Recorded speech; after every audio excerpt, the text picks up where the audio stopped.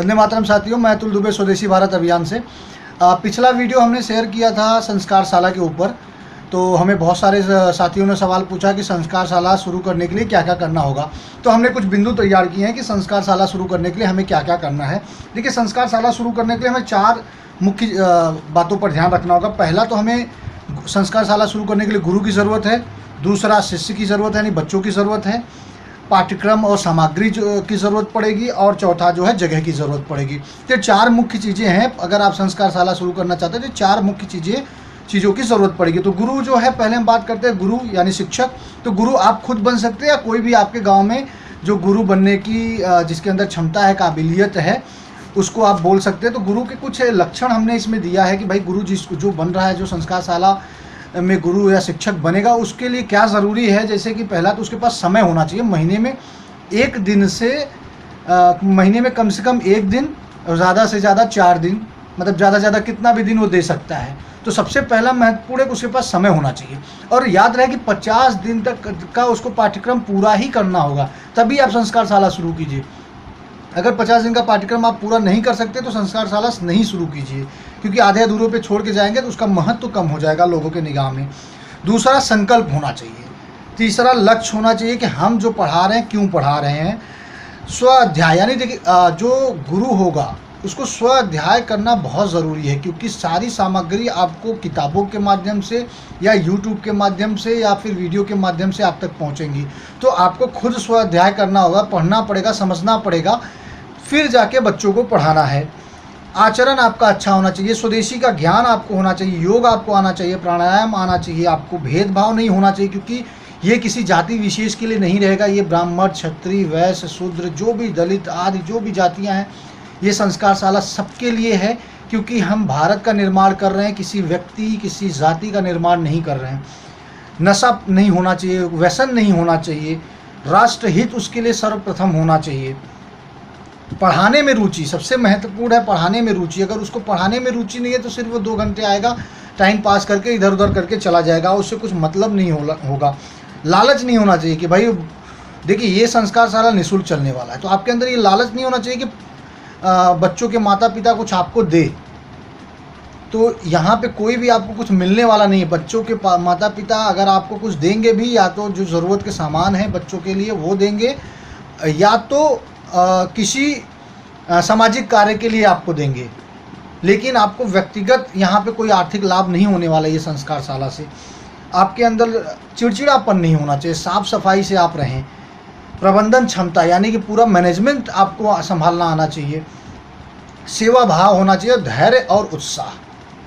तो ये सारे गुण आपके पास होने चाहिए, तभी आप संस्कार शाला चलाइए। क्योंकि आप बच्चों का निर्माण सिर्फ बच्चों को पढ़ाने नहीं जा रहे हैं, ये राष्ट्र निर्माण की एक नींव रख रहे हैं। क्योंकि जो हमारी व्यवस्थाएं बिगड़ गई हैं, संस्कार शाला की ज़रूरत हमें पड़ती नहीं। अगर हमारे घर में संस्कार आज बच्चों को नहीं दिए जा रहे हैं, इसलिए संस्कार शाला की ज़रूरत पड़ी। आज हमारे विद्यालयों में वो संस्कार, वो शिक्षण नहीं दी जा रही, इसलिए हमें ये संस्कार शाला की ज़रूरत पड़ रही।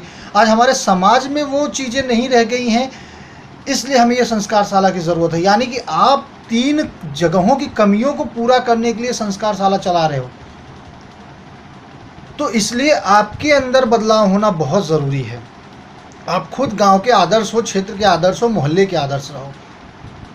और ये नहीं है, आप ये सारे गुण आपके पास नहीं है, तो इसको लाइए। हम ये नहीं बोलते ये गुण कोई ऊपर से ही नहीं आ जाएगा, इसको निखारना पड़ता है, इसको बनाना पड़ता है। तो ये सारे गुण आपके अंदर होने चाहिए। धीरे धीरे अपने अंदर ये सारे गुण लाइए। पाठ्यक्रम जो शिष्य है, देखिए शिष्य से संबंधित आपको मैं बता दूं, 3 से 12 साल के बच्चों के लिए ये रहेगा।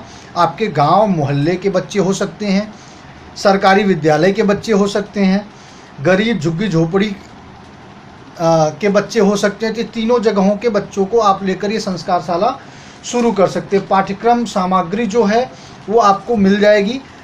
1 दिन का पाठ्यक्रम, मतलब पूरा 50 दिन का पाठ्यक्रम आपको मिलेगा। वीडियो के माध्यम से भी मिलेगा कि पहले दिन क्या पढ़ाना है वो वीडियो में बताया जाएगा, दूसरे दिन क्या करना है वो वीडियो में बताया जाएगा। इस तरीके से आपको 50 दिन का वीडियो में मिलेगा, लिखित में मिलेगा। आपको कौन कौन सी किताबें पढ़नी है, कौन कौन सी कहानी की किताबें पढ़नी है, कौन कौन से खेल से संबंधित जानकारी इकट्ठा करनी है, वो सारी चीज़ें आपको मिलेंगी समय के साथ।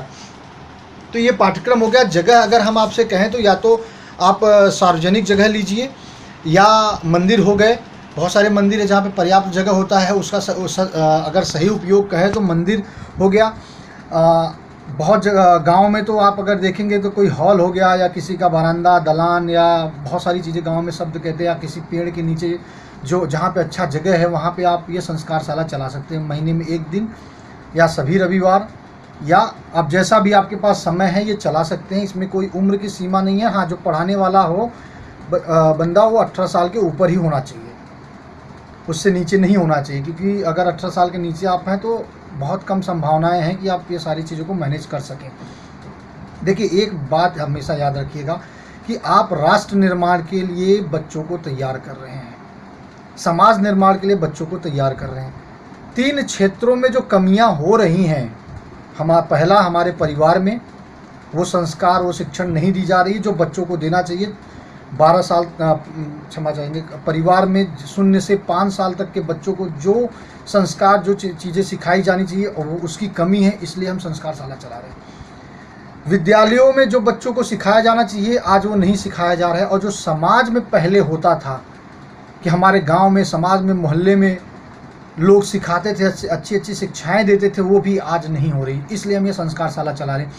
गुरुकुल का एक छोटा विकल्प है, ये ट्रेलर है, इसलिए इसको आपको बहुत रुचि से चलाना है। आप चलाना चाहते हैं लेकिन आप नहीं शिक्षण दे पाएंगे तो आप ऐसे लोगों को ढूंढिए जो वहाँ पे गुरु या शिक्षक बन सके। कोई महिला हो गई, कोई पंडित पुजारी भी बहुत सारे हैं जो संस्कृत के अच्छा ज्ञान रखते हैं, जो अच्छा बच्चों को सिखा सकते हैं, उनको आप लीजिए। या कोई विद्यार्थी हो गया, या कोई रिटायर मास्टर हो गया, अध्यापक हो गया, ये सारे लोग संस्कारशाला के शिक्षक या गुरु बन सकते हैं। बस उनके अंदर ये भावना होनी चाहिए, ये गुण होने चाहिए जो हमने आपसे कही हैं। तो उम्मीद है कि आपको समझ में आया होगा कि हम संस्कारशाला को अगर आपको शुरू करना है तो क्या क्या करना होगा, और अगर आप तैयार हैं संस्कारशाला शुरू करने के लिए तो हमारे नंबर पे आप अपना नाम, नंबर और ज़िला भेजिए। 8291736188 ये हमारा नंबर है। इस नंबर पे आप संदेश भेजिए, और अगले वीडियो में हम बताएंगे कि कैसे आपको ये संस्कारशाला शुरू करना है, यानी सबसे पहले आपको करना क्या है, फिर दूसरा क्या करना है, और कैसे ही आपकी संस्कारशाला शुरू हो जाएगी। तो अगला वीडियो ज़रूर देखिएगा, और ये वीडियो आपको अच्छा लगे तो शेयर ज़रूर कीजिएगा, क्योंकि ये राष्ट्र निर्माण में बहुत बड़ा कार्य शुरू हो रहा है, संस्कारशाला। जय हिंद, वंदे मातरम।